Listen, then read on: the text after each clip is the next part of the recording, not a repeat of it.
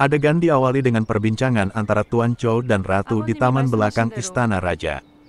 Tuan Zhou memerintahkan kepada putri untuk tidak membuka gerbang apapun yang terjadi. Lalu putri mengatakan bagaimana dengan pangeran.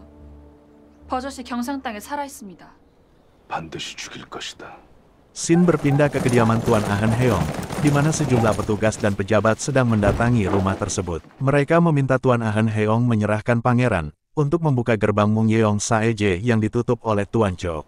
세자를 내놓으시지요. 그 문을 다시 열려면 세자가 필요해요. 저하를 내어드리겠습니다. Adegan berpindah ke tempat di mana pangeran sedang menginap. Di sana terlihat petugas istana sudah siap menjemput pangeran.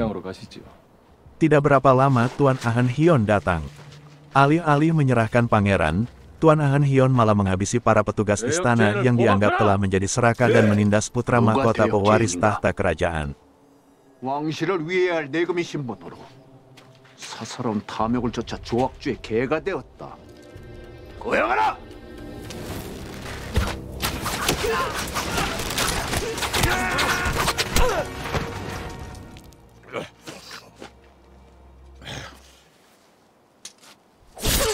오명을 받고 내려온 내금이를 몰살시키다니요. 영모에 가담했다며 상지를 피마다로 만들 것입니다. Tidak berapa lama, datang petugas memberi kabar bahwa terjadi kericuhan di gerbang. Ternyata, banyak para pengungsi dari berbagai daerah ingin masuk ke benteng. Mereka ingin menyelamatkan diri dari kejaran para zombie. Lalu terjadi perdebatan antara pangeran dan hakim. Pangeran ingin hakim membuka gerbang. Akan tetapi usulan tersebut mendapat penolakan dari hakim, dengan pertimbangan logistik yang tidak memadai yang berpotensi menimbulkan kekacauan di dalam benteng. Akhirnya pangeran mengambil alih otoritas pemerintahan di Sangju, dan gerbang pun dibuka. 지금부터 상주 목사의 자격을 박탈한다.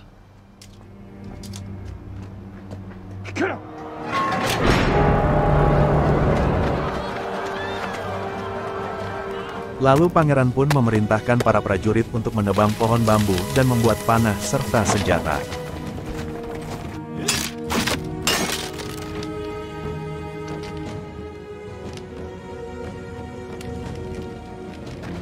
Seluruh warga baik rakyat jelata dan bangsawan pun dipersenjatai.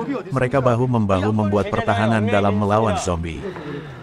책을 들어야 할 손에 이런 걸 들다니.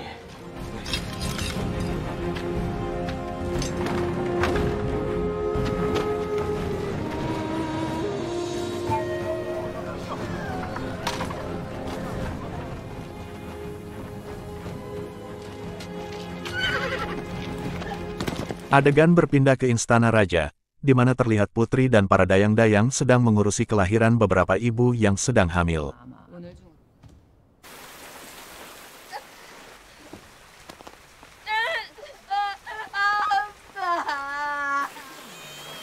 Ternyata bayi-bayi yang lahir tersebut apabila berjenis kelamin laki-laki, akan dijadikan pewaris tahta kerajaan, dikarenakan ratu tidak bisa melahirkan seorang putra mahkota. Hal tersebut diketahui ketika sang dayang yang bertugas memandikan sang ratu melihat kalau perut sang ratu diikat sebuah kain sehingga terlihat seperti orang hamil.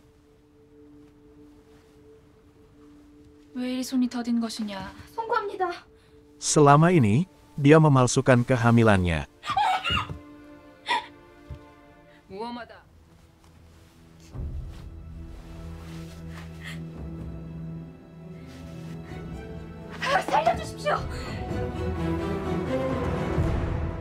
Sin berpindah kepada Seolbi yang sedang membersihkan tanaman obat.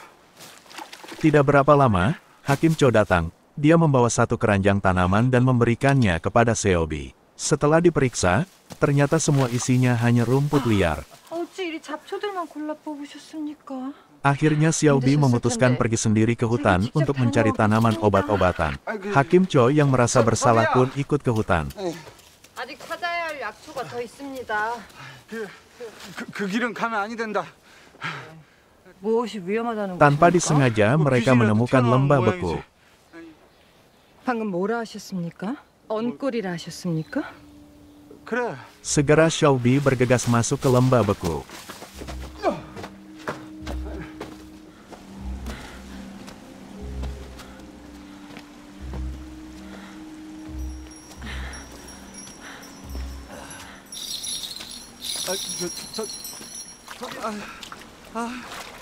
Dan dia akhirnya menemukan tanaman pembangkit di sana. 생사초. 이 불이 죽은 사람을 살렸어요. Adegan berpindah kepada Yongshin yang sedang melatih penduduk menggunakan senapan. 그리고 방아쇠를 당기는 팔이 최대한 일자가 되게 만드는 거야. 격발! 격발! Lalu Moyo mengingatkan mereka untuk memeriksa keadaan sekitar dan berjaga di pos masing-masing dikarenakan hari mulai gelap. Lalu mereka pun mulai menyiapkan pertahanan untuk mengantisipasi serangan zombie pada malam hari.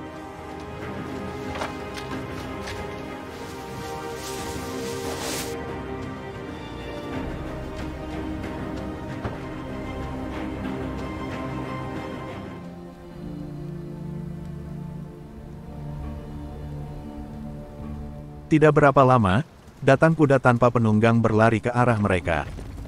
Ternyata itu adalah kuda pelayan yang pergi memeriksa area. Ketika diperiksa, ditemukan sebuah tangan menggantung di tali kekang kuda.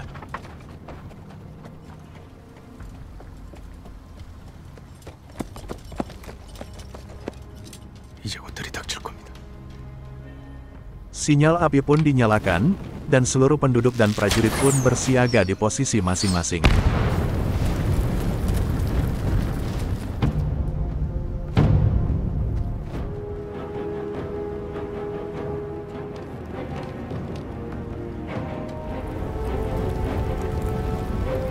Ternyata setelah ditunggu semalaman, zombie tidak kunjung muncul.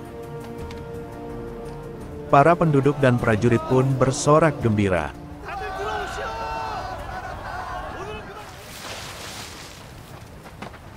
맛있는 밥 먹으러 갑시다.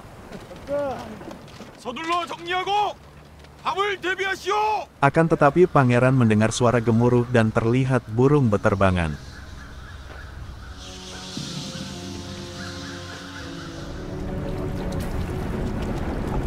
Ternyata mereka terkecoh, bukan matahari yang membuat zombie bersembunyi, akan tetapi cuaca panas.